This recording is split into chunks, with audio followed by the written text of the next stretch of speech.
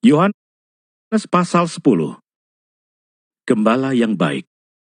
Aku berkata kepadamu, sesungguhnya siapa yang masuk ke dalam kandang domba dengan tidak melalui pintu, tetapi dengan memanjat tembok, ia adalah seorang pencuri dan seorang perampok. Tetapi siapa yang masuk melalui pintu, ia adalah gembala domba. Untuk dia penjaga membuka pintu, dan domba-domba mendengarkan suaranya, dan ia memanggil domba-dombanya masing-masing menurut namanya, dan menuntunnya keluar.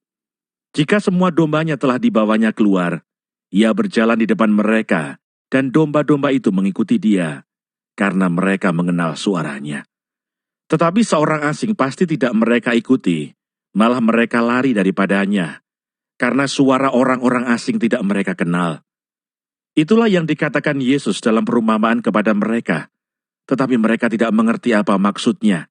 Ia berkata demikian kepada mereka. Maka kata Yesus sekali lagi, Aku berkata kepadamu, sesungguhnya akulah pintu ke domba-domba itu.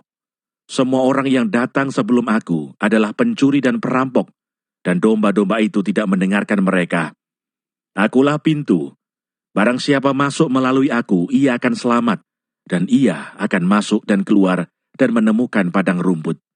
Pencuri datang hanya untuk mencuri, dan membunuh, dan membinasakan. Aku datang supaya mereka mempunyai hidup, dan mempunyainya dalam segala kelimpahan. Akulah gembala yang baik. Gembala yang baik memberikan nyawanya bagi domba-dombanya. Sedangkan seorang upahan yang bukan gembala, dan yang bukan pemilik domba-domba itu sendiri, ketika melihat serigala datang, meninggalkan domba-domba itu lalu lari, sehingga serigala itu menerkam dan mencerai-beraikan domba-domba itu. Ia lari karena ia seorang upahan, dan tidak memperhatikan domba-domba itu. Akulah gembala yang baik, dan aku mengenal domba-dombaku, dan domba-dombaku mengenal aku, sama seperti Bapa mengenal aku, dan aku mengenal Bapa, dan aku memberikan nyawaku bagi domba-dombaku. Ada lagi padaku domba-domba lain, yang bukan dari kandang ini. Domba-domba itu harus kutuntun juga, dan mereka akan mendengarkan suaraku, dan mereka akan menjadi satu kawanan dengan satu gembala.